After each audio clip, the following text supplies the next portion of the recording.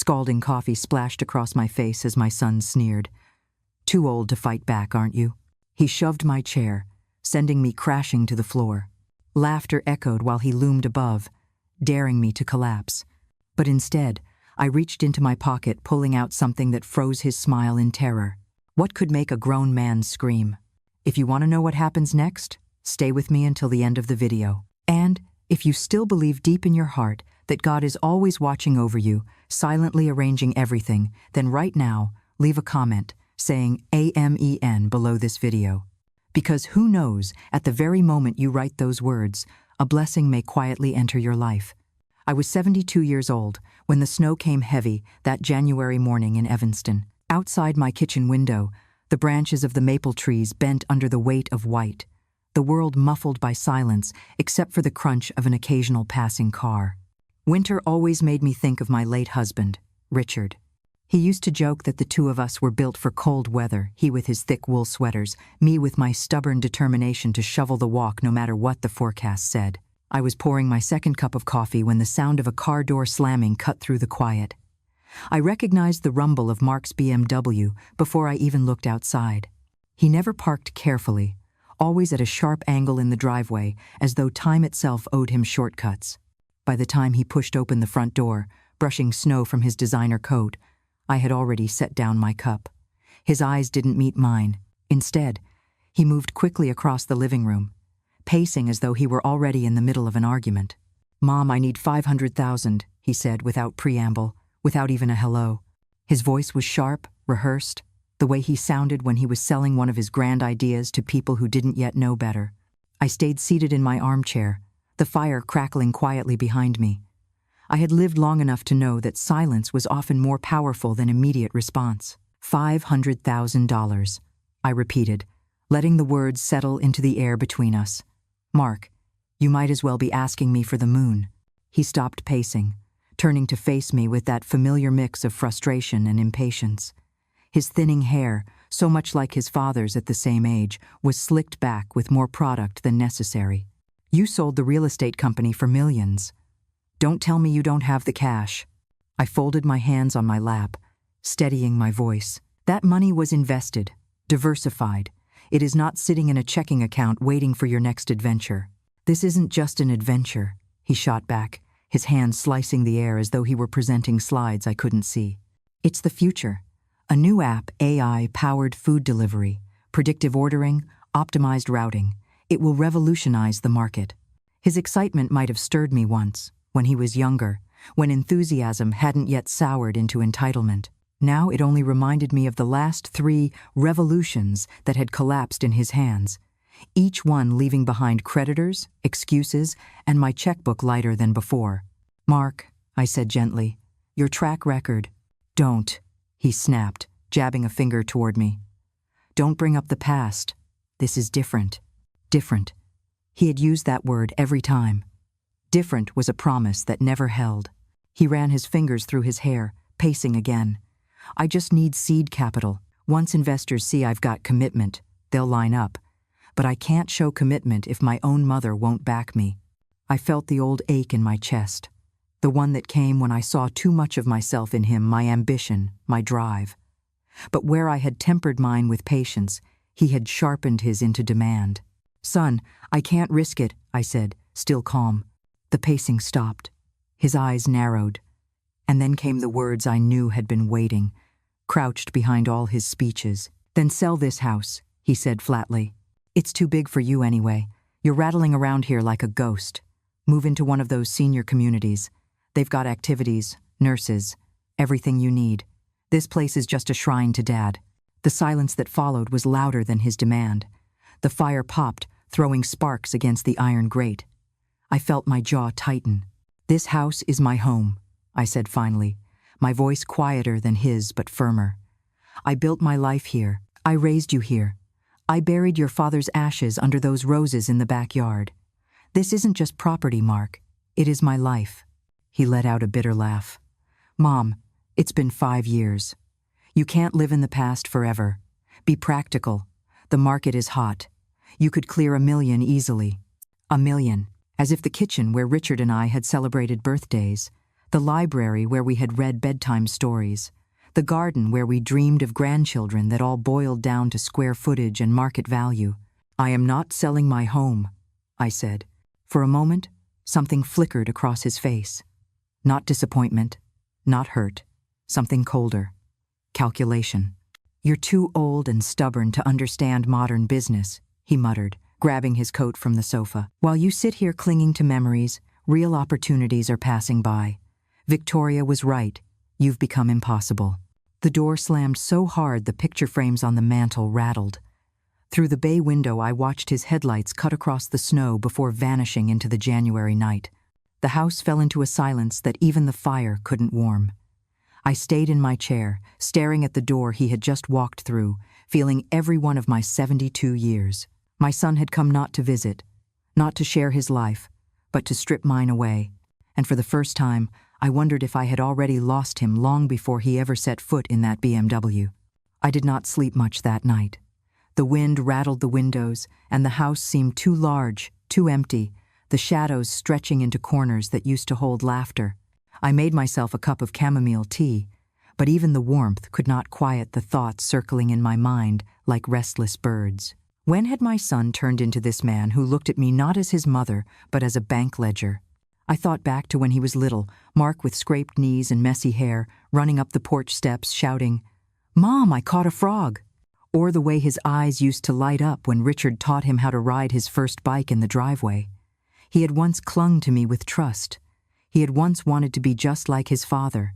I pulled out an old photo album from the oak shelves in the library. The pages felt heavy, the leather worn soft under my hands.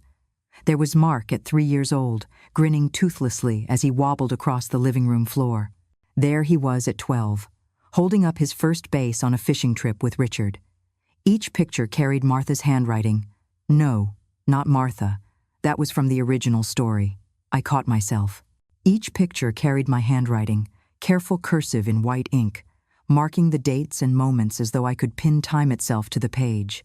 The more I turned the pages, the more the weight in my chest grew. The boy in those photographs felt like a stranger compared to the man who had stood in my living room demanding that I sell my home. And then there was Vanessa. I remembered the first time Mark brought her over.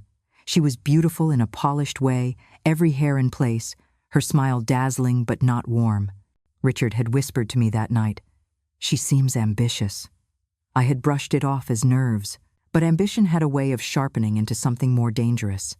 The next morning, I tried to settle myself with routine. Coffee, the newspaper, feeding the cardinals outside the window. But when the phone rang, my heart sank at the sight of Mark's name on the caller ID. I almost let it go to voicemail, but habit won. "Mom," his voice came smooth, almost too smooth. "I'm sorry about last night. I lost my temper. Vanessa and I would love to take you to dinner tonight. Bella Vista, 7 o'clock. Bella Vista. The very restaurant where Richard and I had celebrated anniversaries. He knew what that place meant to me. "What is it you want to talk about, Mark?" I asked carefully. "Just your future," he said, that word stretched in a way that made me shiver. "We're worried about you living alone in that big house. We want to discuss some options." Options. My grip tightened around the phone. He spoke like a businessman circling a deal, not a son concerned for his mother. Still, I agreed. Sometimes the only way to understand a storm is to walk into it. The evening air bit cold against my face as I stepped out of the taxi in front of Bella Vista. Inside, the soft jazz and warm lighting should have been comforting, but my stomach twisted. Mark and Vanessa were already seated at a corner table. Mark stood to greet me with a rehearsed smile, while Vanessa stayed seated, her phone placed face up beside her glass of wine as though it were another guest at the table. "Mom, you look wonderful," Mark said, kissing my cheek. His embrace was stiff, performative. "Eleanor," Vanessa purred, "we're so glad you agreed to meet. We've been terribly concerned about you." There it was, that sticky sweetness she used whenever she was setting a trap. The waiter came, and I ordered water. I had learned long ago that in important conversations, clarity was more useful than comfort.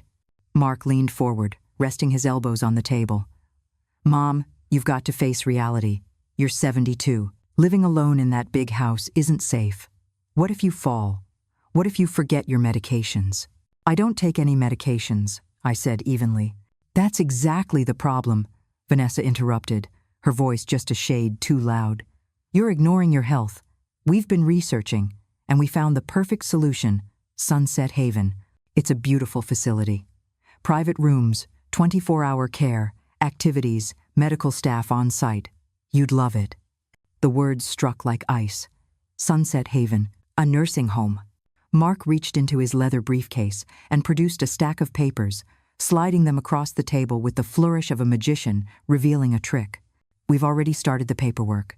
We just need your signature. You could move in by Friday. I picked up the papers with steady hands, scanning the fine print. Medical assessments, financial authorizations, modifications to my living will. Their signatures already filled every line that required family consent. They had prepared everything. You've been busy, I said quietly. We just want what's best for you, Mark replied, with the tone of a man explaining simple math to a stubborn child. Vanessa leaned closer, her perfume cloying in the warm air. And selling the house will give you more than enough to live comfortably for the rest of your life. I set the papers down and folded my napkin carefully, buying myself a moment. My chest burned not from fear, but from a rising fire I hadn't felt in years. I will not allow you to control my life, I said, my voice steady, carrying farther than I intended. Heads turned from nearby tables.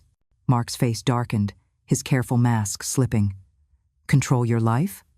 You can't even control a conversation without getting defensive. His hand wrapped around his coffee cup. And then, with a sharp motion, he hurled the hot liquid across the table. It splashed against my cheek, soaked into my jacket. Gasps erupted around the restaurant. See? Mark slammed the cup down, his voice loud, triumphant. She can't even defend herself. Too old, too weak. Vanessa lifted her phone, the screen glowing. She was recording my humiliation to use as proof of my so-called incompetence. I dabbed my cheek with the napkin, folding it neatly despite the coffee stains. My hands did not tremble. My son thought he had cornered me, but what he did not know was that his mother had teeth of her own. That night, after the taxi dropped me home, I sat at my library desk with the brass lamp casting a circle of light over the oak surface. The papers Mark had given me were spread before me, their legal jargon twisting into chains meant to bind me. I reached for the drawer where Richard and I had kept important documents. My attorney's card rested on top, Sarah Peterson, a sharp young woman who had helped me once with property transfers. I dialed her number, my resolve hardening with every ring. Sarah, it's Eleanor Davis, I said when she answered. My voice was calm, steady, almost lighter than I expected. I think my son is planning to declare me incompetent. I'm going to need your help. The silence on her end lasted only a moment. Then came her firm, clear reply. Mrs. Davis, we'll make sure they regret underestimating you. I set the phone down and leaned back in the chair. The house felt less empty now, less haunted. For the first time in years, I wasn't just surviving memories, I was preparing for battle. My son thought age had made me weak. He was about to learn how wrong he was. The morning after that dinner at Bella Vista, I woke with a heaviness that clung to me like the January cold seeping through the window panes. My son had thrown coffee in my face to prove I was helpless. My daughter-in-law had recorded it with delight, and together they had tried to trap me into a future I had not chosen. But instead of despair, I felt something else stirring. A determination I hadn't tasted in years. The same iron resolve that had carried me through the lean early days of my real estate business when no one believed a woman could build anything on her own. I brewed my coffee carefully, measuring the grounds with precision. The ritual steadied me. I sipped slowly, staring out at the snow-covered garden where Richard's ashes rested beneath the roses. They think I am weak, I thought. They think I will surrender quietly. They have no idea who they are dealing with. The doorbell rang just as I set my cup down. Through the peephole I saw Dorothy Henderson, my neighbor 2 houses down. Dorothy and I had shared countless afternoons over tea since our husbands passed. She looked troubled, clutching a bundle of mail. "Good morning, Eleanor," she said when I opened the door. Her smile was kind but tentative. "I hope you don't mind me stopping by. I've heard some things, and I thought it best to come directly to you." "Come in, Dorothy," I said, ushering her inside before the cold followed. We sat in the foyer, where Richard's coat still hung on its hook, though it hadn't been worn in 5 winters. Dorothy shifted uneasily. "Some neighbors have been saying you're having health problems," she said carefully. "Memory lapses, confusion, forgetting to take medication." I felt my jaw tighten. "I don't take medication, Dorothy. You know that." "I know," she said quickly. "But people talk, and, well, Mark's name has come up more than once. He's been speaking to folks, saying he's concerned." So it had begun. They were not satisfied with humiliating me at Bella Vista. Now they were poisoning the well of public opinion, brick by brick constructing the narrative of an old woman losing her mind. I placed my hand over Dorothy's. "Thank you for telling me, and please don't worry. My mind is as sharp as ever." Her relief was real, but I could still see doubt flickering in her eyes. That was the danger of rumors. They left stains even when scrubbed with truth. That afternoon the phone began to ring. One call after another. "Eleanor, this is Frank Morrison," an old colleague from the Real Estate Association said. "I had a chat with Mark yesterday. He mentioned you've been struggling to keep up with your finances. He asked if I knew anyone who could help manage your accounts." My grip on the receiver tightened. "Did he now?" I told him you've always been sharp as a tack. But, well, Eleanor, people change as they age. No shame in needing help. Ever said. I thanked him and hung up, my pulse quickening. Within hours, I received 3 more calls from friends, each with the same concerned tone, each repeating Mark's script nearly word for word. Memory problems, missed bills, safety concerns. By evening, I understood the scope of their campaign. It was systematic, coordinated, designed to create a trail of concerned witnesses that could support legal action for guardianship. I refused to panic. Instead, I reached for my laptop, the very machine that supposedly confused me so badly. I typed in Vanessa's name and found her social media pages. What I saw made my stomach turn. Posts carefully crafted to paint her as the devoted daughter-in-law struggling with a stubborn, declining mother. Asterisk, pray for us, one read, paired with a photo of a snowy street.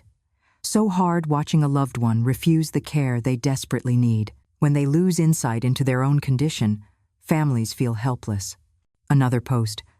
The system makes it impossible to help elderly relatives who hide their struggles, heartbroken by our failed attempts. What would you do? The comments flooded with sympathy. So heartbreaking, Vanessa. Stay strong. Have you considered guardianship? Sometimes it's the only way. You're doing the right thing. Each comment was another stone laid in the foundation of their narrative, a community chorus, singing the song of my supposed incompetence. I took screenshots of everything. Post after post, comment after comment, my evidence folder began to swell. Over the next week, the attacks escalated. A social worker from the Department of Aging Services knocked on my door, tablet in hand. "We've received reports of possible cognitive decline," she explained. "Concerns about medication management, safety issues, financial confusion. I need to conduct a welfare assessment." For 2 hours, she tested me. Memory recall, problem solving, awareness of finances. I completed each task with the steady confidence of a woman who had negotiated multi-million-dollar property deals. When she finished, she typed into her tablet, "No evidence of reported concerns. Demonstrates excellent cognitive function and independence." That report went straight into my growing evidence file. Next came a medical evaluation, arranged by Mark through his attorney. But my physician of 15 years, Dr. Martinez, conducted it. He knew me well. His conclusion: physically robust for 72, cognitively sharp, no signs of dementia or impairment, patient fully capable of independent living. Another nail in the coffin of their lies. Yet Vanessa's campaign grew more dramatic as reality contradicted her story. "The system fails when seniors fool professionals," she wrote in one post. "Families are left helpless while loved ones spiral." The comments echoed with validation. "My father did the same. You're so brave. The law must change." They were spinning every defeat as proof of the system's flaws. They refused to back down. And then came the most chilling moment of all. A call from Citizens Bank. "Mrs. Davis, we wanted to alert you. Your son came in yesterday claiming to be your caregiver. He attempted to access your accounts. Of course, we denied the request, but we thought you should know." I thanked them, though my voice shook. Mark had moved beyond gossip and manipulation. He was now testing whether his fabricated narrative could override security itself. He had failed this time. But how far would he go? That night, I sat in my library with the brass lamp casting its familiar glow. The oak shelves around me felt less like a sanctuary now, and more like the walls of a fortress under siege. I opened my safe and withdrew the folder of documents I had begun compiling. Screenshots, printed posts, audio recordings of phone calls, statements from friends who admitted Mark had approached them. Piece by piece, I was building my defense. And perhaps, more than a defense, because this was not just about proving my competence. It was about teaching my son that a mother is not a bank to be robbed, nor a pawn to be manipulated. The fire crackled softly. I poured myself a small glass of scotch, not out of despair but out of clarity. Richard had always said, "Eleanor, never let anyone mistake your kindness for weakness." I looked at the growing stack of evidence, the proof of their cruelty recorded in black and white. My love was mistaken for weakness, I whispered to the empty room. But they will learn otherwise. The following Monday, I took the train into downtown Chicago, the wind cutting sharp against my face as I stepped onto the platform. I clutched the leather folder close to my chest, its weight both heavy and reassuring. Inside were the documents, the screenshots, the reports, all the evidence of Mark and Vanessa's campaign to dismantle my life. The offices of Peterson and Kleen sat high above Michigan Avenue, glass windows gleaming against the winter sky. I had called Sarah Peterson the night of the Bella Vista disaster, and now I was finally here to meet her in person. When I entered the conference room, Sarah rose from her chair and extended her hand. She was younger than I remembered, perhaps mid-30s, her dark hair pulled neatly into a bun, her expression calm but alert. There was a steadiness about her that made me feel, for the first time in weeks, that I was not alone. "Mrs. Davis," she said warmly, "I'm glad you came. Please, sit down. Let's go through everything together." I spread my folder across the polished table, the evidence laid out like weapons in an armory. She studied each piece carefully, Vanessa's social media posts, transcripts of calls, the welfare assessment, Dr. Martinez's report. She moved slowly, deliberately, her pen tapping lightly against her notebook. "Your son and daughter-in-law have created an impressive paper trail," she said finally. "But the good news is they've created it against themselves." I let out a breath I hadn't realized I was holding. "Defamation, harassment, attempted financial exploitation," she continued, sliding one page aside. "Every time they tried to paint you as incompetent, they left evidence of their manipulation. And this attempted bank access by Mark, that's extremely serious. We can document it as financial fraud." I sipped the water she had poured for me. My hands remained steady. "What do we do next?" Sarah leaned forward, her voice firm but measured. "We take the initiative. We don't wait for them to try another guardianship filing. We show preemptively that you are fully competent and that you've taken legal steps to protect your estate from exploitation." I knew. The word estate sent a pang through me. It sounded cold, as if my home and the years of memories it contained were reduced to a line item on a balance sheet. But perhaps that was precisely what Mark and Vanessa needed to understand, that my life was not theirs to tally. "I want to change my will," I said, surprising myself with how quickly the words came. "I want their names erased. Everything should go to people and causes who will value it, not exploit it." Sarah studied me for a long moment. "That's a serious step, Mrs. Davis. Disinheritance is permanent once properly executed. Are you sure?"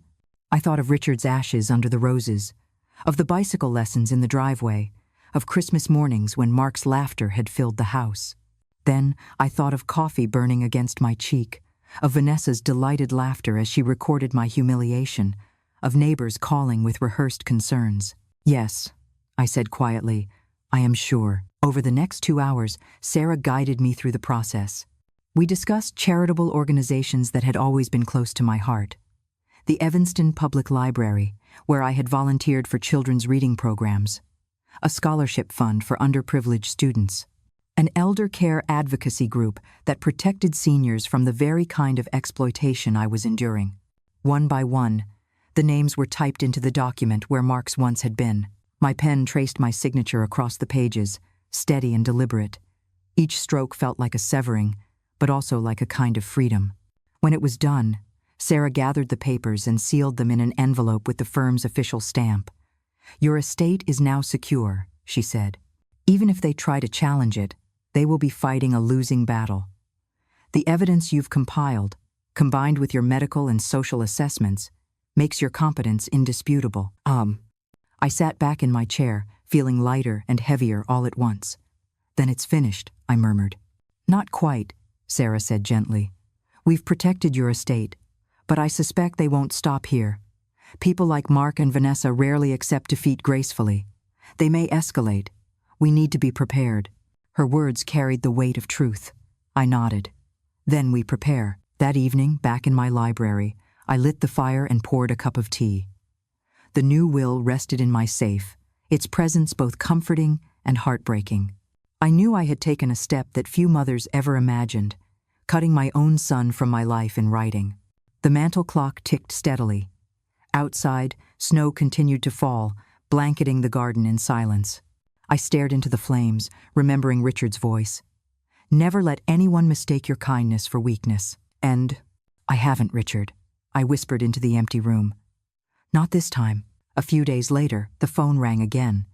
It was Mark. "Mom," he began, his voice laced with charm I recognized as counterfeit. "I've been thinking about everything that happened. I overreacted. We all did. Let's meet again. Bella Vista. Tomorrow night, we can put this behind us." Behind us. As though betrayal and manipulation were minor disagreements to be brushed aside over dinner. "Bring Vanessa," I said evenly. "She should hear what I have to say as well." There was a pause on the line. Then Mark said, with too much eagerness, "Perfect. 7 o'clock." When I hung up, I felt no dread. Instead, I walked to the safe and retrieved the envelope Sarah had given me. The new will. The evidence. All of it. Tomorrow night, I thought, would be the beginning of the end. That night, I slept soundly for the first time in weeks. My dreams were not of betrayal or fear, but of Richard standing beside me, his arm around my shoulders, whispering the same thing he had told me decades ago when I faced down competitors who underestimated me. "Show them who you are, Eleanor." I would. And this time, my own son would be the one to learn the lesson. The evening of our second meeting at Bella Vista arrived with a sharp wind off Lake Michigan. Snow had fallen lightly during the day, leaving a thin sheet of ice on the sidewalks. I dressed carefully, navy suit, burgundy scarf, pearl earrings Richard had given me on our 30th anniversary. I wanted no trace of frailty clinging to me when I walked into that restaurant. The taxi pulled up at precisely 6:45. As we drove down Chicago Avenue, I pressed my hand against the leather folder resting in my lap. Inside were copies of my new will, Sarah's legal summaries, the medical evaluations, the social worker's report, the bank security statement, and printouts of Vanessa's poisonous posts. Every weapon I needed for tonight's battle. When I stepped through Bella Vista's doors, the warmth and faint scent of garlic bread wrapped around me. Soft jazz floated through the air. The place was just as it had been weeks before, yet entirely different. This time, I wasn't a woman cornered. I was a woman armed. The maitre d' led me to table 7. Mark and Vanessa were already there. Mark rose with a wide, artificial smile, and Vanessa waved as though we were friends meeting after church. "Mom," Mark said, pulling me into a stiff embrace. "You look wonderful." "Eleanor," Vanessa chimed, her voice dripping sweetness. "We're so glad we can finally put this unpleasantness behind us." I took my seat, placing the leather folder on the table with deliberate calm. Their eyes flicked toward it, curiosity flashing. The waiter came for drink orders. Wine for them, water for me. Always water. Mark leaned forward once the waiter left. "Mom, we don't want to fight. We want what's best for you. Sunset Haven is still available, and if we act quickly..." I raised a hand, cutting him off. "Before we discuss anything, I have something for you both." I opened the folder and slid the first document across the table. My new will, bearing the seal of Peterson and Clean. Mark's smile faltered as he read the words. His eyes widened. "What is this?"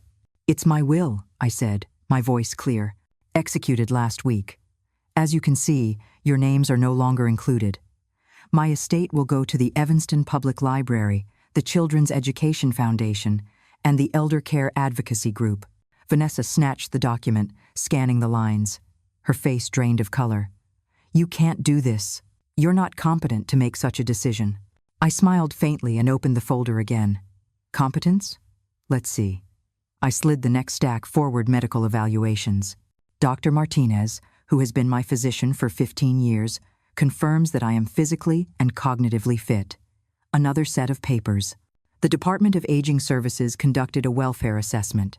Their conclusion: no evidence of decline. The sound of paper, sliding against linen, filled the silence. Nearby diners had begun to watch, their curiosity barely disguised. Mark's voice rose, desperate. This proves nothing. You've been manipulated by that lawyer. This is elder abuse.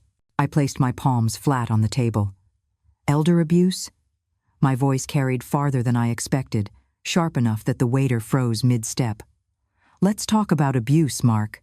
I pulled out screenshots of Vanessa's social media posts, each one neatly labeled with dates and timestamps. You told the world I was losing my memory. You told neighbors I forgot medications I've never taken. You poisoned my reputation so you could build a case for guardianship. Vanessa's composure cracked. Those posts were private. They were public enough for half this community to comment on. I cut in, tapping the printouts. And public enough for my attorney to preserve them as evidence of defamation. Mark slammed his hand against the table, silverware clattering. This is ridiculous. You think you can just cut your own son out of your life? I leaned closer, lowering my voice but letting each word pierce like glass. You did that yourself when you tried to steal mine. From the folder, I pulled the bank security report.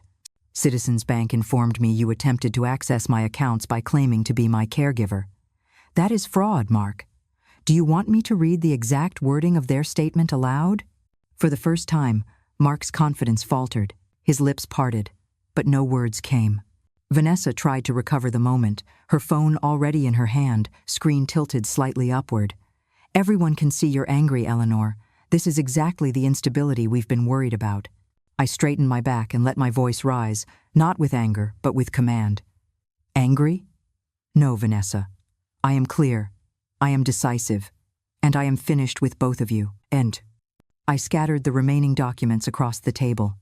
The audio transcript of Mark's threatening call, more screenshots of Vanessa's manipulative posts, neighbor statements. The tablecloth became a battlefield littered with their sins. You wanted to prove I was incompetent, I said. Instead, you've proved yourselves greedy, manipulative, and cruel. Mark's face flushed scarlet. Vanessa's eyes darted from the documents to the watching diners, panic setting in as the illusion of control slipped away. You can't just erase us, Mark whispered, almost pleading. We're family. I rose slowly, sliding the folder closed. Family doesn't throw coffee in your face. Family doesn't spread lies to neighbors. Family doesn't try to lock you away to sell your home. Blood is nothing without respect. Chairs scraped across the hardwood as I stepped back from the table. My legs felt strong, my spine straight. Goodbye, Mark. Goodbye, Vanessa. The restaurant was silent, except for the soft hiss of the kitchen door swinging open. Diners stared, waiters hovered, the jazz band hesitated mid-note. I walked past them all, head high. When the cold night air hit my cheeks, I drew in a deep breath. For the first time in months, I felt free. Behind me, I could still hear Vanessa's shrill protests, Mark's frantic whispers about lawyers and appeals. But their words no longer touched me. Their power over me had ended the moment I sealed that new will. The taxi driver opened the door for me, and as I slid inside, I pressed the leather folder against my chest. Some battles are fought with fists, others with silence. Mine had been fought with truth, and truth had won. The days following that final dinner at Bella Vista passed in a strange kind of quiet. For weeks I had lived in the shadow of Mark and Vanessa's plotting, answering calls from worried neighbors, deflecting lies, preparing evidence. Now, with the new will signed and the confrontation behind me, the silence felt almost foreign. I woke one morning to sunlight streaming across the kitchen floor, the snow outside sparkling like crushed glass. I brewed my coffee, scattering seed for the cardinals, and for the first time in months, the house did not feel like a cage. It felt like mine again. Dorothy stopped by that afternoon, cheeks red from the cold. "I heard about Bella Vista," she said carefully as she unwrapped her scarf. "Word travels fast in this town." I chuckled softly. "Let me guess, Vanessa is already rewriting the story on social media?" Dorothy grimaced. She posted something about a heartbreaking betrayal and elderly parents manipulated by outsiders. But you know what? People are starting to see through it. You didn't just defend yourself, Eleanor, you exposed them. I poured us both tea, the steam rising between us. The truth has a way of surfacing, Dorothy, even when people try to bury it under lies. She reached across the table, patting my hand. "I'm proud of you. Most folks in our shoes would have given up, let the younger generation run their lives, but not you." Her words warmed me more than the tea. That weekend, I returned to the Evanston Public Library, a place I hadn't visited since Richard passed. The tall windows let in winter sunlight, and the children's corner buzzed with laughter. I had once read stories here on Saturdays. Small heads clustered around me as I turned pages. When I walked up to the desk, the librarian, Margaret, looked up in surprise. "Eleanor, it's been too long." "I was wondering," I began slowly, "if you still need volunteers for the children's reading program." "And," her smile spread wide, "always, we'd love to have you back." That Saturday, I sat in a circle of little ones, reading Charlotte's Web aloud. Their giggles filled the air, their questions tumbled over each other, and as I looked into those bright eyes, I felt something healing inside me.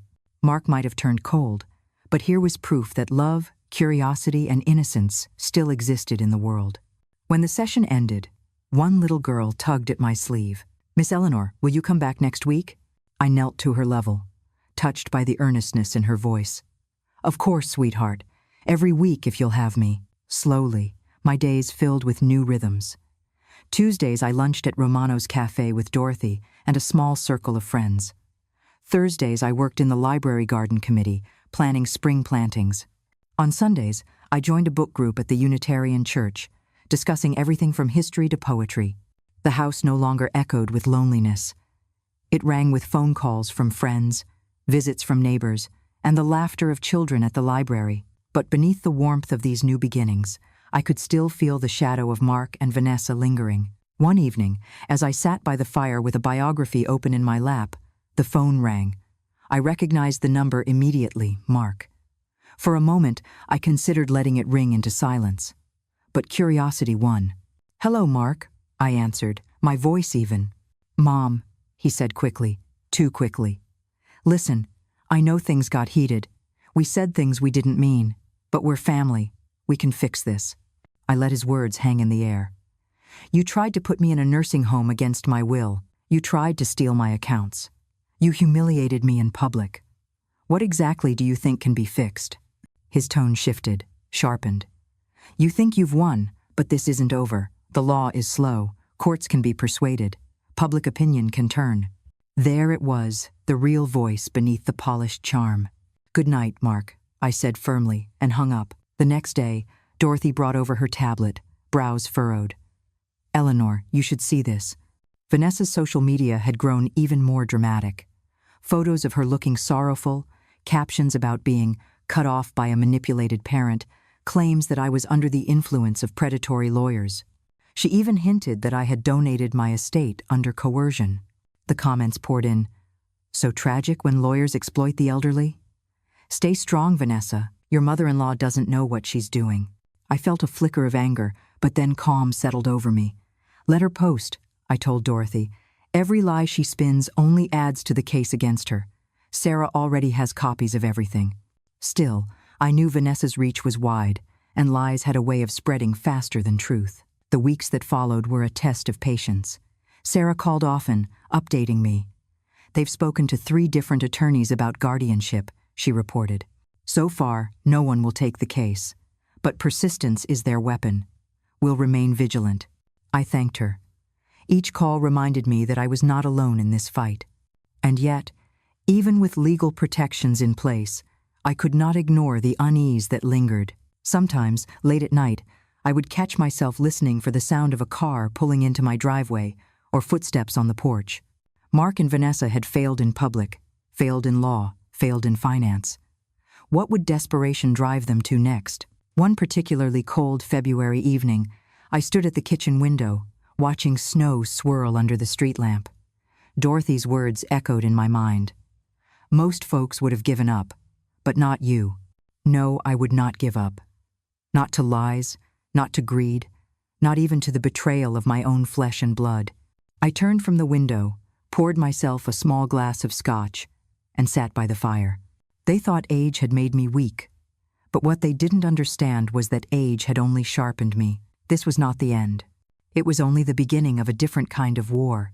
The first sign that Mark and Vanessa had shifted tactics came on a Tuesday evening in late February.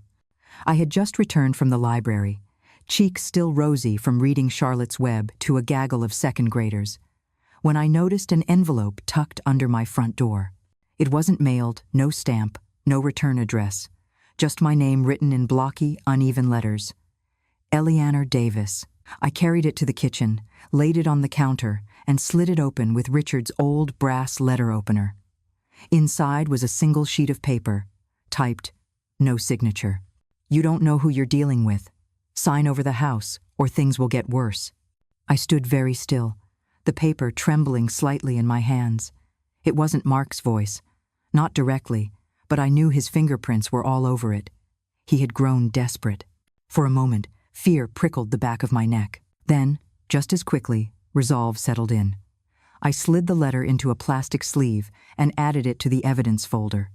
If they wanted to escalate, I would document every step. 2 nights later, Dorothy called, her voice tight with worry.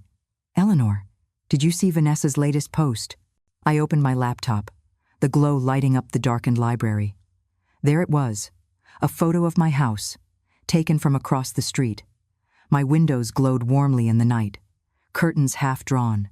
The caption read, "So sad watching someone unravel inside those walls.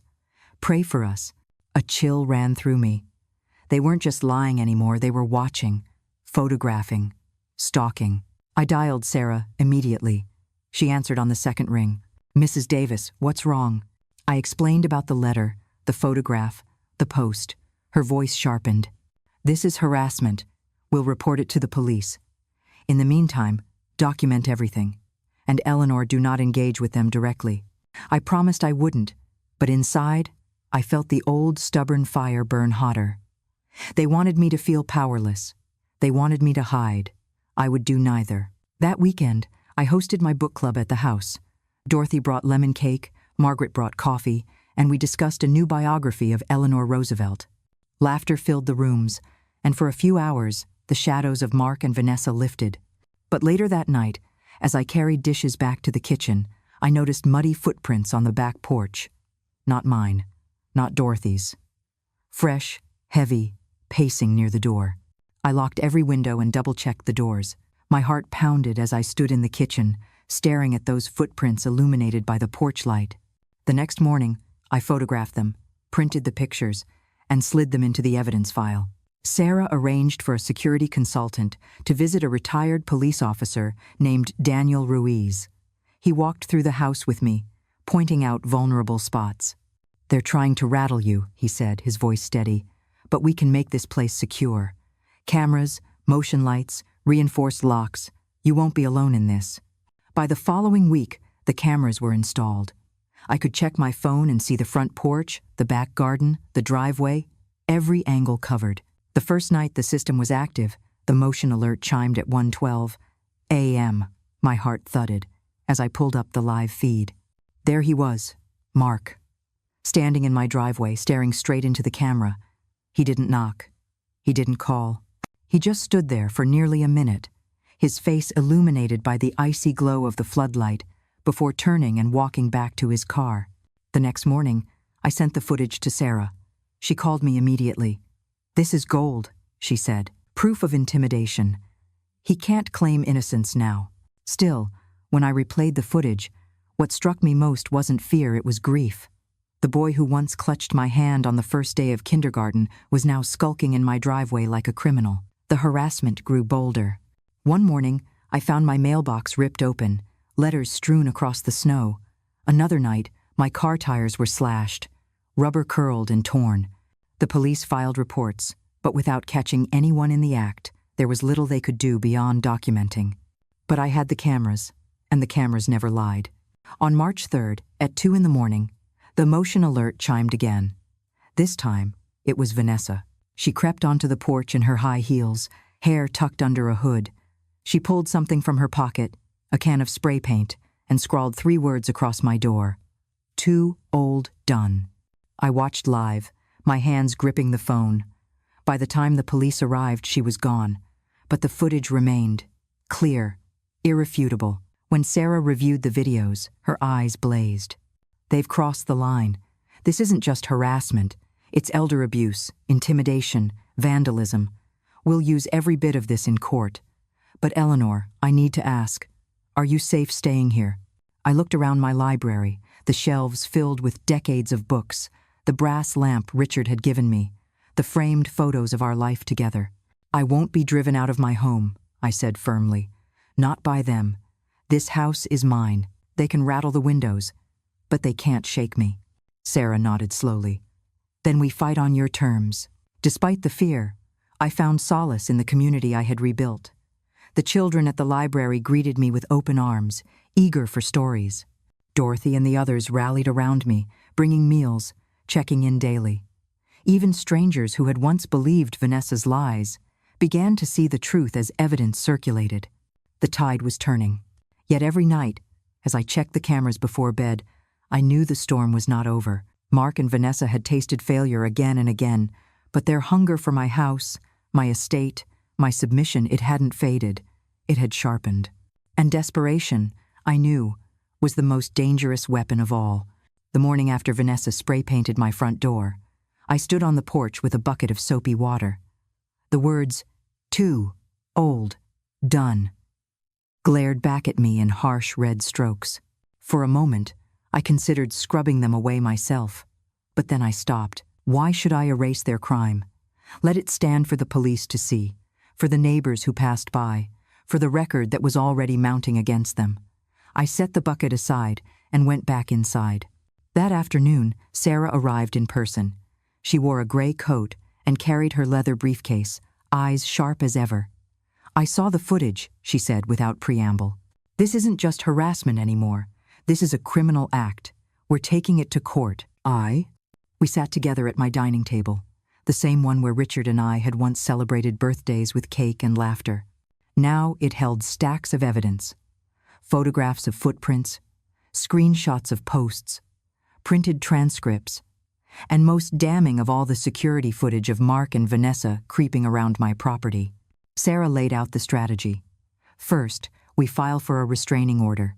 The evidence is overwhelming. Judges don't ignore video. Second, we file charges for vandalism, trespassing, harassment, and attempted financial fraud. Third, we submit all of this to strengthen your will and estate protections, making it virtually unchallengeable in probate. She paused, studying me carefully. Eleanor, this isn't just about protecting yourself anymore. This is about setting a precedent. Too many families get away with exploiting seniors because the victims stay silent. You're not staying silent. Her words landed heavily. I had never wanted to be a crusader. All I'd wanted was peace in my own home. But maybe she was right. Maybe by fighting, I could ensure someone else didn't suffer the same betrayal. Do it, I said simply. Sarah smiled faintly. I was hoping you'd say that. The next weeks were a blur of legal motions and court filings. Sarah moved with precision, gathering sworn statements from neighbors who had witnessed Mark's late-night visits, from police who had documented the vandalism, from bank officials who had flagged the fraudulent attempt on my accounts. Every stone Mark and Vanessa had thrown now weighed in my hand as a weapon. Meanwhile, life went on. I kept reading at the library, the children's laughter filling corners of my heart that had once felt empty. One afternoon, little Sophie pressed a crayon drawing into my hand. It was of a woman with gray hair reading to a circle of stick-figure children. At the top, she had written in wobbly letters, "We love Miss Eleanor." I carried that drawing home and pinned it above my desk. When fear threatened to creep in, I looked at it and reminded myself why I was fighting. The first court date arrived on a gray March morning. Dorothy insisted on coming with me. You won't walk in there alone, she said firmly, slipping her arm through mine. At the courthouse, Sarah met us with her usual calm authority. We're here for the restraining order hearing, she explained as we waited outside the chamber. All you need to do is tell the judge, in your own words, what has happened. The evidence will speak for itself. When our case was called, I stepped into the wood-paneled courtroom, my heart pounding. Mark and Vanessa sat on the opposite side, dressed in their finest. Mark's jaw was tight, Vanessa's lips curved in a faint smile, as though she still believed charm would win the day. The judge, a woman with steel-gray hair and sharp eyes, listened intently as Sarah presented the evidence. She showed the videos of Mark lurking in my driveway, of Vanessa defacing my front door. She submitted the threatening letter, the social media posts, the police reports. Then the judge turned to me. Mrs. Davis, do you wish to say anything? I rose slowly. My voice trembled at first, but steadied as I went on. Your Honor, I am 70, 2 years old. I live alone in the house where I raised my son. That house holds the ashes of my husband, the memories of our family. It is not just property, it is my life. My son and his wife have tried to take that from me. They told neighbors I was losing my mind. They tried to put me in a nursing home. They came to my home in the dead of night, left threats, vandalized my door, all to make me surrender. But I am not helpless. I am not confused. I know exactly what they have done, and I will not be driven out of my own home. The courtroom was silent when I finished. The judge leaned forward. The evidence is clear. A restraining order is granted. Mr. and Mrs. Davis are prohibited from contacting Mrs. Eleanor Davis, from coming within 200 yards of her home, and from making further defamatory statements online. Any violation will result in arrest. Mark's face turned crimson. Vanessa whispered furiously in his ear, but the gavel had already come down. That night, Dorothy and I sat by the fire, sipping tea. You did it, she said, eyes shining. You stood up to them, and the judge believed you. It doesn't feel like victory, I admitted softly. He's still my son. Somewhere in that man is the boy who once begged me to let him stay up late to watch fireworks. But maybe that boy is gone for good. Dorothy squeezed my hand. Sometimes family is not about blood. Sometimes it's about who shows up when you need them. I looked at her, at the warmth of community I had found in friends and in the children at the library, and I knew she was right. Weeks passed. Mark and Vanessa went quiet, at least publicly. The posts vanished from Vanessa's social media. The midnight visits stopped. My cameras caught nothing but squirrels and wandering raccoons. Still, I knew silence didn't mean surrender. Sarah called one afternoon with news. They've spoken to another attorney about contesting your will, but with the restraining order in place and the evidence we have, it's a dead end. They'll find no one willing to take the case. Then why keep trying? I asked. Because people like Mark and Vanessa don't see reality, Sarah said gently. They see only what they believe they're owed. But Eleanor, you've already won. You have the law, the evidence, and most importantly, your dignity intact. Her words warmed me, but I knew the story wasn't finished. Not yet. Because deep in my bones, I could feel it. Mark and Vanessa weren't done. They were wounded, cornered, and desperate. And desperation often leads to the most dangerous moves of all. The silence that followed the restraining order was deceptive. For nearly 3 weeks, the cameras showed nothing unusual. Vanessa's social media went dark, and Mark's number stopped appearing on my caller ID. Friends congratulated me, saying it was over, that I could finally rest. But I knew my son too well. Silence was not surrender. It was strategy. One cold evening in late March, I returned from the library to find my front door slightly ajar. My heart lurched, but I forced myself to breathe evenly. The cameras had shown no alerts that afternoon.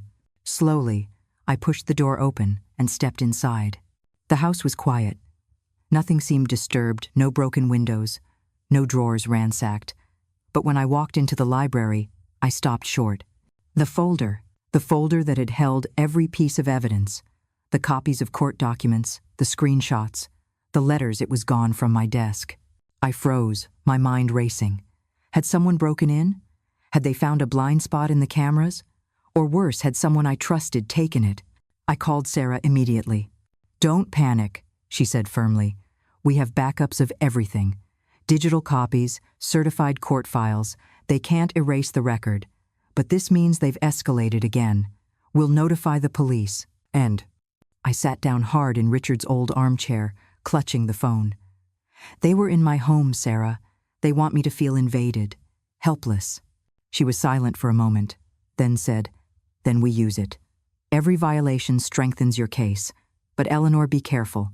They're desperate now, and desperation is dangerous." 2 nights later, the danger arrived. I was asleep when the motion alert chimed at 2:03 a.m. I reached for my phone, blinking into the glow. The camera feed showed a shadow at the edge of the garden. Not Mark, not Vanessa. This figure was bulkier, wearing a hood, moving with deliberate slowness. My heart pounded as the figure approached the porch, holding a gas can. I didn't think I dialed 911. My voice was steady even as my blood raced. "This is Eleanor Davis at 1420 Maple Avenue. Someone is on my property with gasoline." The dispatcher's calm voice anchored me. "Stay inside, ma'am.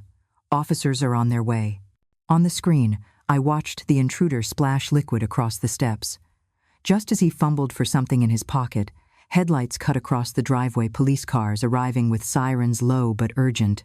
The figure bolted into the darkness, leaving the gas can behind.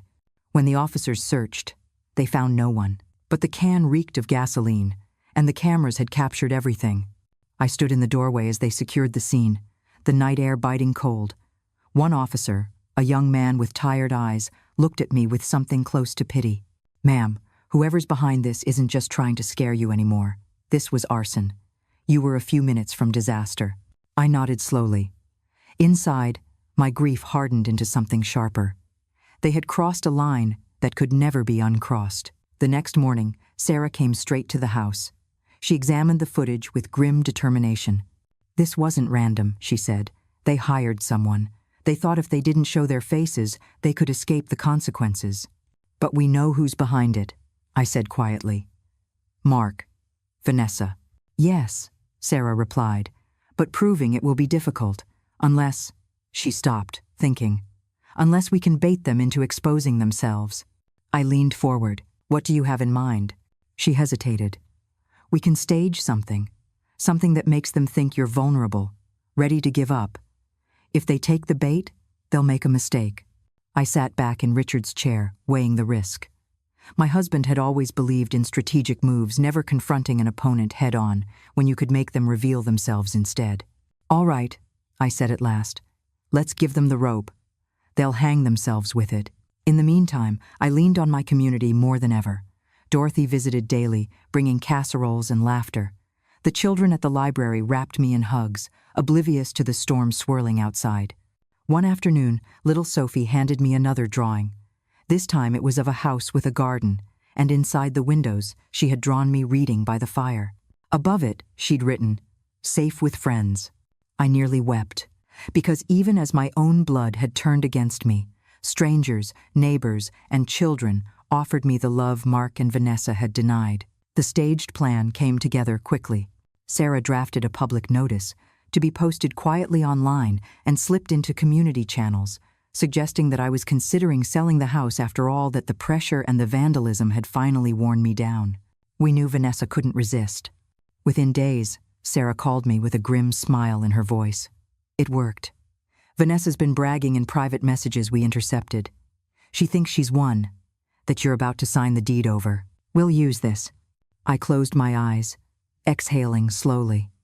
Relief mixed with sorrow. My own son's wife was celebrating the thought of me stripped from my home like a piece of furniture. "They won't stop until I end it," I said. "And you will," Sarah replied. "Not with fear, with the truth. The law is on your side." Still, in the quiet of the nights that followed, I felt the weight of what was coming. Mark and Vanessa were cornered animals now, their schemes unraveling, their options dwindling. That made them more dangerous than ever. But I was not the woman they imagined. Weak, confused, ready to be pushed aside. I was Eleanor Davis. I had built a business from nothing, raised a family, buried a husband, and endured betrayal. I had survived every storm that life had thrown at me, and I was ready to survive this one too. The first seeds of the trap were sown quietly, almost invisibly. Sarah and I decided that if Mark and Vanessa believed I was ready to give up, they would push for one final, decisive strike. We had to let them think I was folding just long enough to catch them in their own net. Sarah crafted a carefully worded announcement, whispered into the same channels Vanessa monitored. A note to neighbors, a suggestion passed along through a friend. Eleanor has finally decided it might be time to downsize. The house is too much. She's speaking with her son about next steps. The bait was cast. Now we waited. It didn't take long. 2 nights later, my phone rang. Mark's voice spilled through the line, bright with false warmth. "Mom, I heard you've been rethinking things. That's wonderful. Vanessa and I want to help make this transition smooth for you." I held the phone tightly, careful to keep my voice steady. "I'm tired, Mark. Maybe you're right. Maybe it is too much house for me." His exhale was audible, like a man tasting victory. "That's the smart choice, Mom. We'll come by this weekend. Bring the paperwork. Get everything signed. You'll be comfortable, and we'll take care of the details." I let silence linger before replying, "Yes, this weekend." When I hung up, I stared at the mantel clock, ticking steadily above the fireplace. My heart felt heavy. I wasn't lying, not exactly. I was preparing to sign papers. But they would not be the ones Mark and Vanessa imagined. Sarah and I met the next morning in her office overlooking Lake Michigan. The late March sky was gray, the waves churning restlessly. "We'll wire the house with additional cameras and microphones," she explained. "Every word, every gesture will be recorded. When they bring those fraudulent documents, we'll capture it all. Then we let law enforcement handle the rest." I nodded, though my stomach twisted. It feels strange setting a trap for my own son. Sarah's gaze softened. "Eleanor, you're not trapping him. He's trapping himself. You're just letting him show the world who he really is." Saturday arrived cold and damp, rain misting against the windows. Dorothy insisted on being nearby, waiting at her house in case I needed her. Sarah sat quietly in the library with 2 police officers in plain clothes, cameras linked to their monitors. I remained in the living room, the fire crackling low, my folder of legitimate documents resting on the side table. At precisely 2 o'clock, the BMW pulled into the driveway. My chest tightened as I watched Mark step out, umbrella held loosely at his side. Vanessa followed, her heels clicking against the wet pavement, her expression a mixture of triumph and impatience.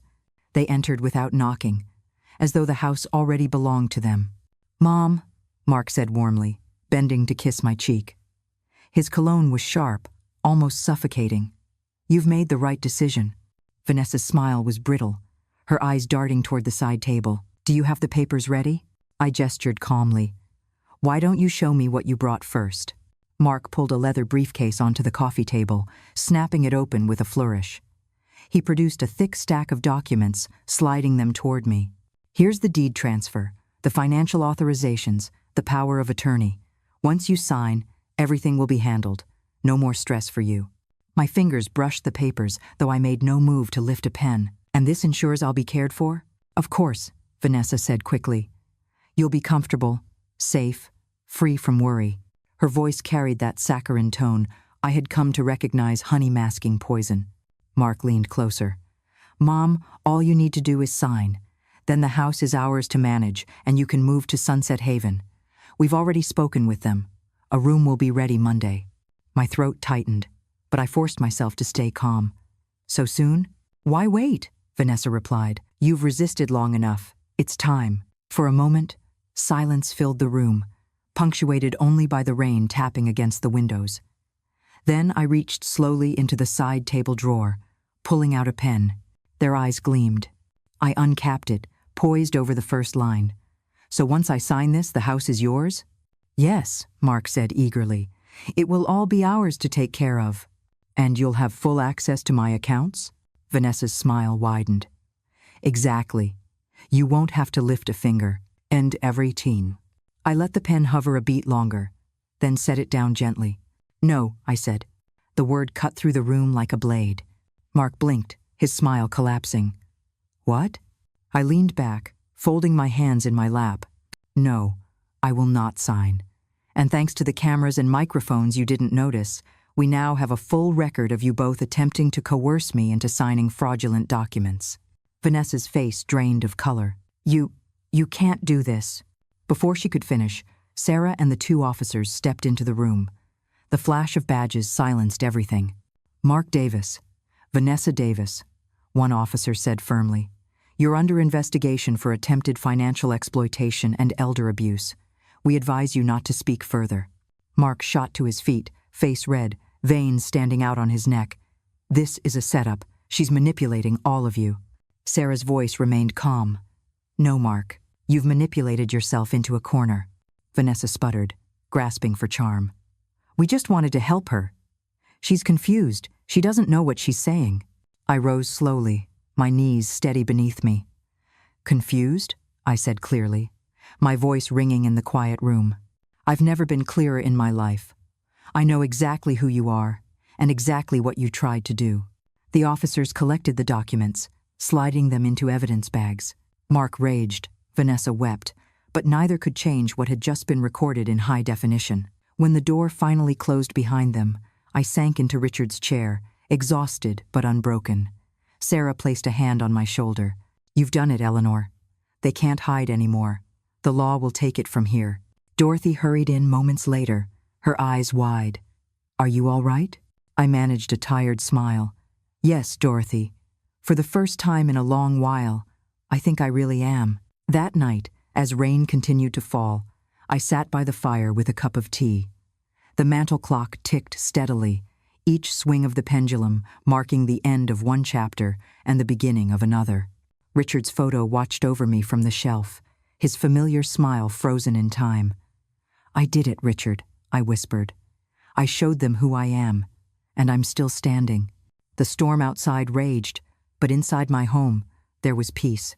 For now, the courthouse smelled faintly of old wood and coffee when I stepped inside on the morning of the hearing. Light streamed through tall windows, catching dust motes that danced in the air. I had dressed with care, a navy dress, pearl necklace, hair brushed smooth. If Mark and Vanessa wanted the world to see me as frail, I would meet them with dignity instead. Dorothy walked beside me, her steady presence grounding me. Sarah was already waiting in the corridor, her briefcase tucked neatly under one arm. "Remember," she said gently, "the evidence speaks louder than anything. All you need to do is tell the truth."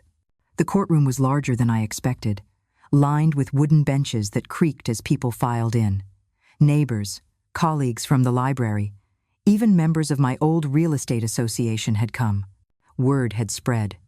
This wasn't just a family matter anymore, it was a spectacle. Mark and Vanessa sat at the defendant's table, dressed like they were attending a gala. Mark in a tailored suit, his hair slicked back, jaw clenched. Vanessa, in a sleek black dress, her makeup flawless, her smile brittle. They looked polished, but beneath the surface I saw the tension in the tightness of their grips, the darting of their eyes. The judge entered, a tall man with sharp features and a voice that commanded silence. "This court will hear the case of the state of Illinois versus Mark Davis and Vanessa Davis, charges including attempted financial exploitation, elder abuse, harassment, and vandalism." The words echoed, heavy as a gavel. The prosecution began with the footage, my cameras capturing Mark, lurking in the driveway, Vanessa spray-painting my door, the hooded figure with the gasoline. Each clip played on a screen for the courtroom to see. Gasps rippled through the benches as the images unfolded. Then came the audio. My own voice, calm, asking questions as Mark and Vanessa slid fraudulent documents across my coffee table. Their voices eager, triumphant, admitting that once I signed, everything would be ours. Oh, I closed my eyes briefly as it played, hearing again the betrayal in my own living room. But when I opened them, I saw the faces of my neighbors, their shock giving way to anger, not at me, but at the pair who had tried to destroy me. Vanessa squirmed in her seat, her perfect posture crumbling. Mark stared straight ahead, jaw tight, knuckles white against the table. When it was my turn to speak, I rose slowly and walked to the witness stand. My knees trembled, but my voice did not. "I am 70, 2 years old," I began. "I live alone in the home where I raised my son. That house is not just a building. It is where I built my life with my husband. It is where I buried his ashes in the garden. My son and his wife wanted that house, not because they cared about me, but because they saw it as an asset. When I refused to sell, they spread lies about my mind failing. They tried to force me into a nursing home. They vandalized my property, attempted to steal my accounts, and even hired someone to set fire to my porch. I loved my son. I still do. But love cannot excuse cruelty, and no amount of lies will ever erase the truth of what they did. For a long moment after I finished, the room was silent except for the scratch of the court reporter's pen. The defense tried to spin their story. Vanessa painted herself as a concerned daughter-in-law, tears glistening as she spoke of sleepless nights worrying about me. Mark claimed he had only been exploring options, that the documents were misunderstood. But the evidence crushed every word. The videos, the audio, the police reports, they were louder than any performance. Finally, the judge delivered his ruling. His voice was steady, deliberate. This court finds the defendants guilty of harassment, attempted exploitation, and vandalism. Sentencing will follow. Restraining orders remain in effect. The court also recommends the case be referred to civil court for damages. The gavel struck, and the sound reverberated through the chamber. Mark's head dropped into his hands. Vanessa stared at the floor, her painted smile shattered. I felt no triumph, only a strange, hollow ache. As I left the courtroom, neighbors pressed my hands, whispered words of support. "We believe you now. You were so brave. You've helped all of us." Their kindness warmed me. Yet as I walked into the spring air, a deep sadness pressed against my chest. I had won, but in winning, I had lost something irretrievable, the boy who once called me Mommy, who once chased fireflies in our backyard, who once promised he would take care of me when I grew old. That boy was gone, and the man he had become now carried the weight of public shame and legal consequence. That night, I sat in my library with the fire glowing low. Richard's photograph smiled gently from the mantel. I poured myself a cup of tea, cradling it in both hands. "We did it, Richard," I whispered. The truth came out. They can't hurt me anymore. But even as the warmth of the tea seeped into my palms, tears slid down my cheeks. Not for victory, not for relief, but for the son I had lost long before the trial began.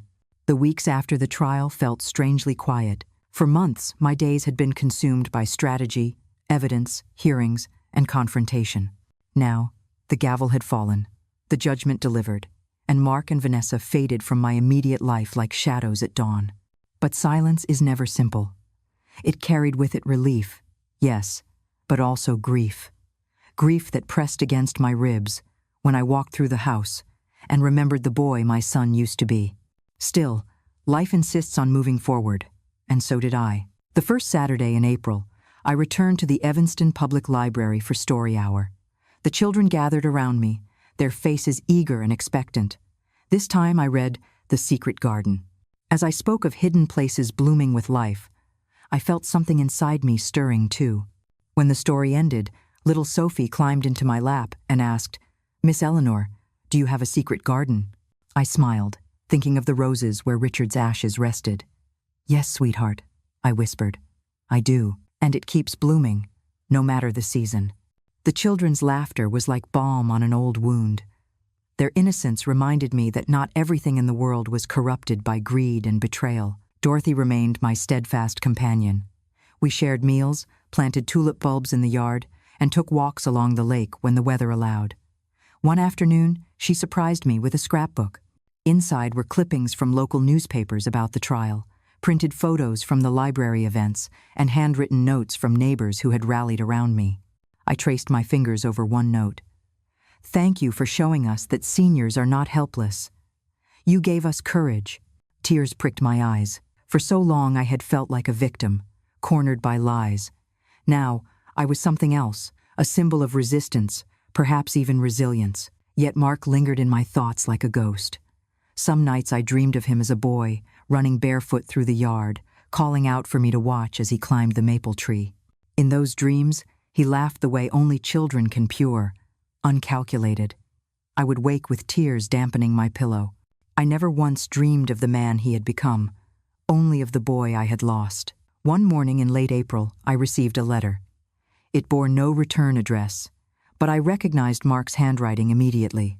The letters were sharp, almost angry. You've ruined my life. You've turned everyone against us. You think you've won, but I'll never forgive you. Don't expect me to come crawling back." I read it twice, then folded it carefully.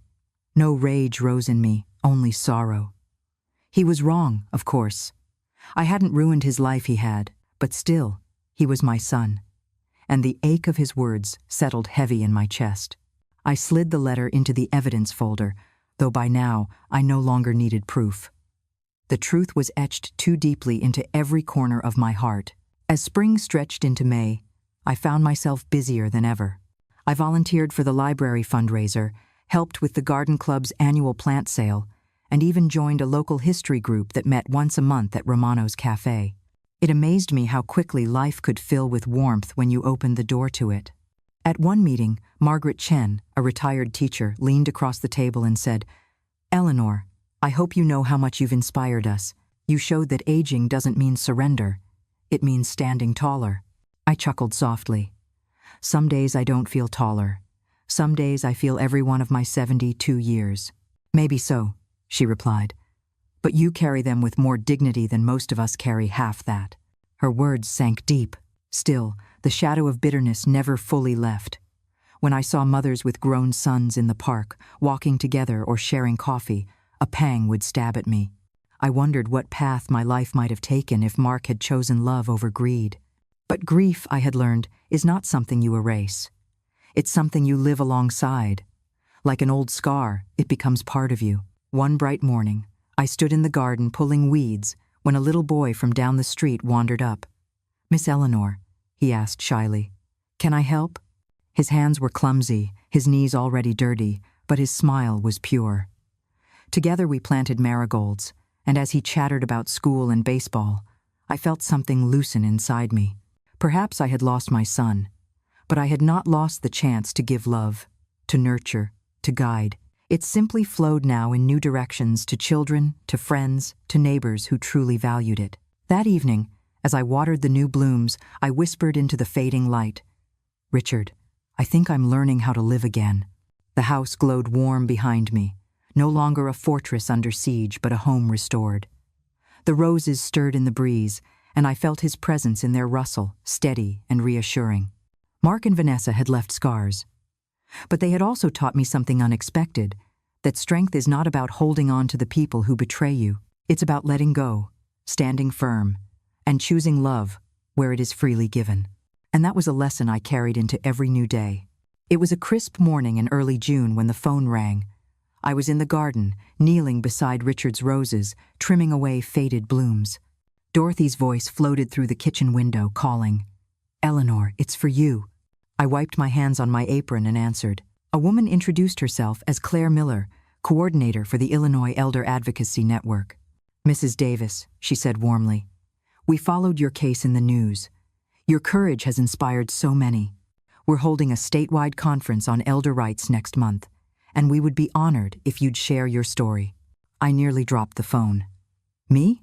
Speaking at a conference? I had given countless presentations in my real estate days, but that was different spreadsheets, contracts, market trends. This was my life, my wounds. "I'm not sure I'm the right person," I began. "Mrs. Davis," Claire interrupted gently, "you are exactly the right person. People need to hear what you've lived through. You can give them hope." Her words lingered after the call ended. For years I had seen myself as a businesswoman, then a wife, then a widow, then simply an aging woman trying to survive betrayal. But perhaps now I was something else too, a voice.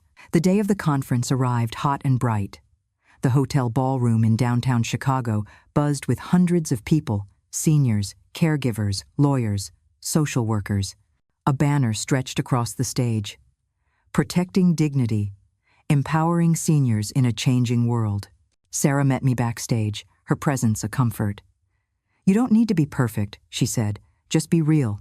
That's what people need."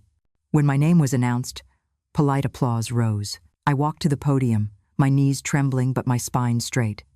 The microphone hummed softly as I adjusted it. "Good morning," I began, my voice steadying as the words flowed. "My name is Eleanor Davis. I am 72 years old. And I am here because not long ago, I discovered that sometimes the greatest battles of our lives don't come from strangers, but from those closest to us. I told them everything.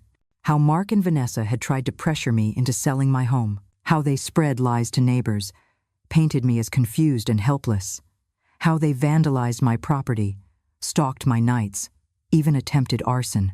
How they had nearly succeeded in convincing the world I was incompetent. And then how I fought back with patience, evidence, law, and the support of a few good friends. As I spoke, the room grew utterly silent. Faces leaned forward, eyes bright, pens forgotten. Some people nodded vigorously, others dabbed tears. My story is painful, I said, my throat tightening. But it is not unique. Too many seniors are dismissed, manipulated, or stripped of dignity because others believe age means weakness. But age does not erase wisdom. Age does not erase strength, and respect is not something that expires with birthdays. When I finished, the applause was thunderous, not polite this time, but genuine, rolling through the hall like a wave. I stood there, stunned, until I realized I was smiling through tears. Afterward, people crowded around me. An elderly man gripped my hand. "My daughter tried the same thing," he whispered. "Hearing you gives me hope." A younger woman said, "Thank you. My mother's been afraid to speak up. I'm going to show her your story." Claire hugged me tightly. "You've given a voice to so many who feel silenced."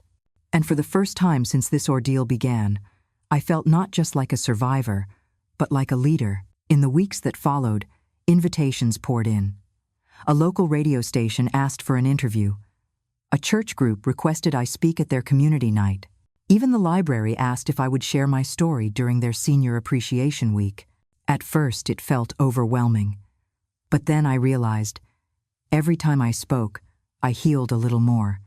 Every time I told the truth, it lost some of its sting. And every time someone thanked me, I knew the pain had been transformed into something larger than myself. One evening, after returning from a panel discussion in Oak Park, I sat on the porch with Dorothy.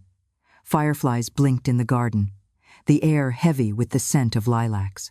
"You know, Eleanor," she said with a smile, "you're becoming famous." I laughed, shaking my head. "Hardly, but maybe I am becoming useful again." "You've always been useful," Dorothy corrected gently.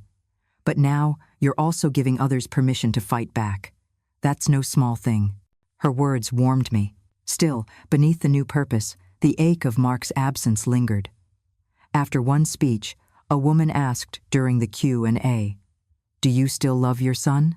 The question pierced deeper than she could have known. I paused before answering. "Yes," I said softly. "I will always love him. Love does not vanish because someone chooses cruelty. But love does not mean surrender. Sometimes the most loving thing we can do for ourselves and even for them is to say no." The audience had grown quiet, thoughtful, and I realized then that my story was not just about betrayal. It was about boundaries, about dignity, about choosing life, even when love hurts. As summer unfolded, I found joy again in small things. The laughter of children at the library, the smell of fresh bread at Romano's cafe, the hum of bees in the roses. Life no longer felt like something I was defending tooth and nail. It felt like something I was living again. Mark and Vanessa's names still appeared in newspapers, tied to court dates and sentencing hearings. I read them without bitterness, only sadness. Their downfall had been of their own making, but my life was no longer defined by theirs. That August, at the library fundraiser, Sophie tugged my hand. "Miss Eleanor," she whispered, "you're like the hero in the stories you read to us." I laughed softly, tears pricking my eyes. "No, sweetheart. I'm just someone who learned not to give up. But maybe," I thought, as I looked around at the community that had rallied around me, maybe that's what a hero really is. It was a golden September afternoon when the past came knocking at my door again. I was in the garden, kneeling by the roses, when the sound of a car pulling into the driveway made me glance up. My heart clenched. It was Mark. He stepped out slowly, no BMW shine this time, just a battered sedan that looked borrowed or second-hand.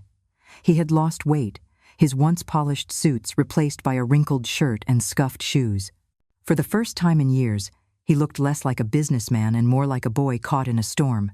I stayed where I was, my pruning shears in hand, watching as he walked toward me. "Mom," he said quietly, almost hoarsely. "Please, I need to talk." The air was thick with the scent of late-blooming roses. I rose carefully, dusting soil from my gloves. "What is it, Mark?" He swallowed hard, eyes flicking away before meeting mine again. "Everything's gone. The businesses, the money. Vanessa left. She said I ruined her life.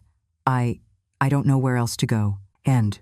His voice cracked on the last word, and for a heartbeat I saw a flash of the boy he once was.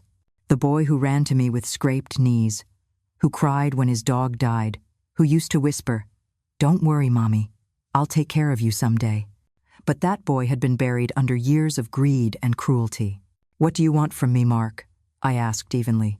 He rubbed his face with both hands. "I want another chance. I want to start over. I know I messed up. I hurt you. I betrayed you. But you're my mother. Doesn't that mean something?" The pruning shears felt heavy in my hand. I set them down on the bench and folded my arms. "It means everything, Mark. Which is why what you did cut so deeply. You didn't just betray me as a woman, you betrayed me as your mother. That wound doesn't heal with a few words." Tears welled in his eyes, but his jaw tightened, pride still tangled with shame. "So you're just going to abandon me? After everything?" The bitterness in his voice was familiar, the same entitlement that had poisoned so much between us. I stepped closer, my voice low but steady. "Abandon you? Number. I raised you, fed you, educated you. I stood by you through every failed venture. I nearly lost everything because of you. You abandoned me when you chose money over family. When you threw coffee in my face to prove I was weak. When you tried to burn down my home. Don't twist this into me abandoning you." He flinched as if struck. For once he had no retort. We stood in silence, cicadas buzzing in the trees. Finally he whispered, "I don't know how to fix this." A lump formed in my throat. I longed to take his face in my hands, to tell him we could start fresh, that love was enough. But I had learned the hardest lesson of all. Love without boundaries is not love, it is surrender. "You fix it," I said softly, "by taking responsibility.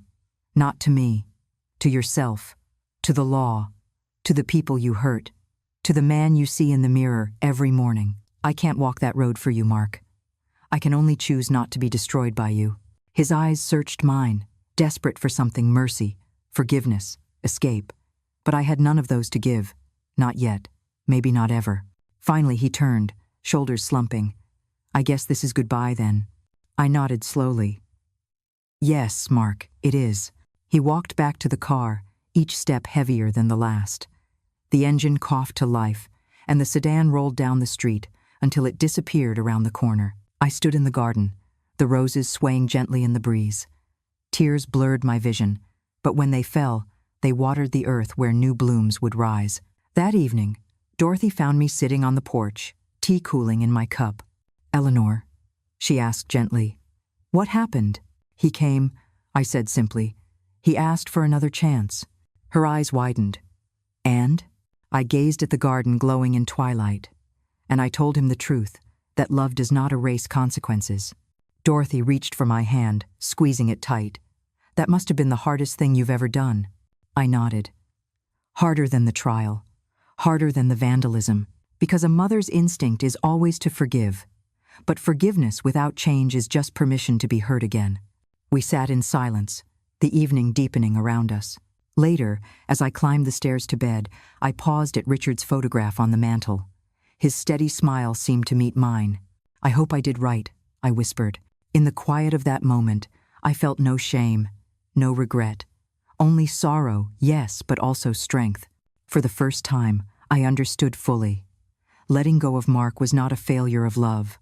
It was the only way to honor the love I still had for myself, for Richard's memory, for the life I was still meant to live. And as I slipped beneath the covers, the clock ticking steadily in the dark, I felt something new rising inside me. Not victory, not relief, something deeper.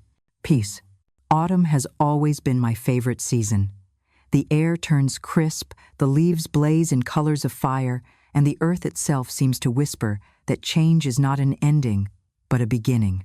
Now, as I sit on my porch with a blanket over my knees, I watch the maples along Maple Avenue turning gold and crimson. The roses in Richard's garden have faded, but their roots are strong, waiting quietly for spring.